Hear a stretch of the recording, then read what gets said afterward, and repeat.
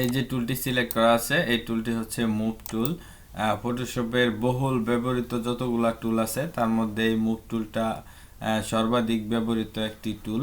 এই টুলের বহুবিধি কাজ রয়েছে। তো প্রথমে আমরা এটার কাজ দেখা শুরু করব প্রথম এক থেকে। তো সময় দেওয়া যখন আপনারা এই মুভ টুলটি সিলেক্ট করবেন, সিলেক্ট করার সাথে সাথে এরকম এই যে এখান দিয়ে একটি প্যানেল ওপেন হবে। তো এখানে প্রথমে যে প্যানেলটি দেওয়া আছে সেটা হচ্ছে অটো সিলেক্ট। তো সময় ভিউয়ার্স এই অটো সিলেক্টটা হচ্ছে আপনার এখানে যখন লেয়ার থাকবে অনেকগুলো, যেমন আমি এখানে দুইটা লেয়ার তৈরি করে নিচ্ছি আপনাদের বোঝানোর সুবিধার্থে। তো আমি এই যে লেয়ারে ক্লিক করলাম, এই দেখেন এখানে একটা লেয়ার হয়েছে। তো আমি এটার কালারটাকে চেঞ্জ করে দেই, তাহলে আপনারা বুঝতে পারবেন।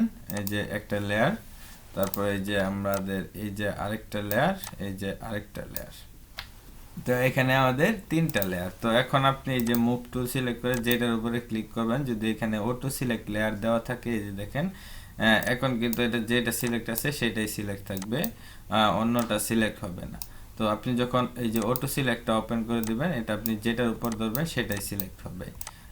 তো আশা করি এটা বুঝতে পারছেন। তো সময় দেওয়া তারপর যে অপশনটা আছে সেটা হচ্ছে শো ট্রান্সফর্ম কন্ট্রোল।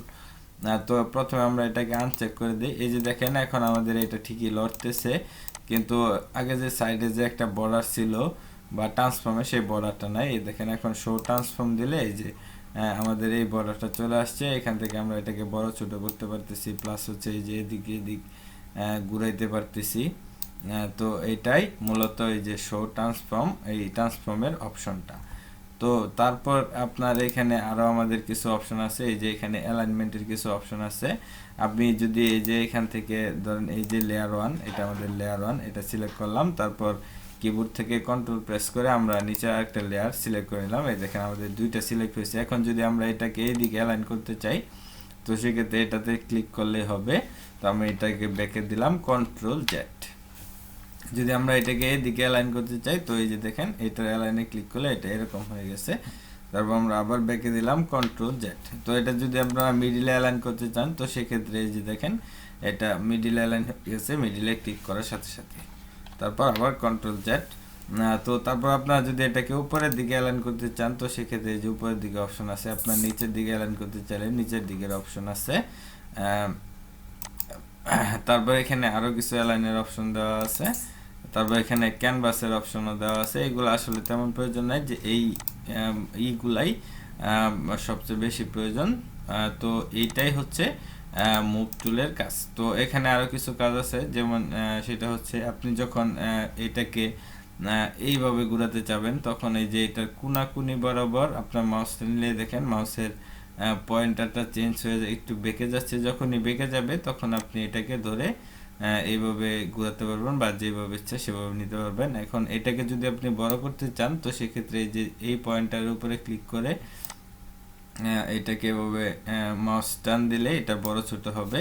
আর যদি আপনি এটাতে সিলেক্ট করেন, এটা টান দিলে এরকম বড় ছোট হবে, এটাতে দিলে এরকম বড় ছোট হবে।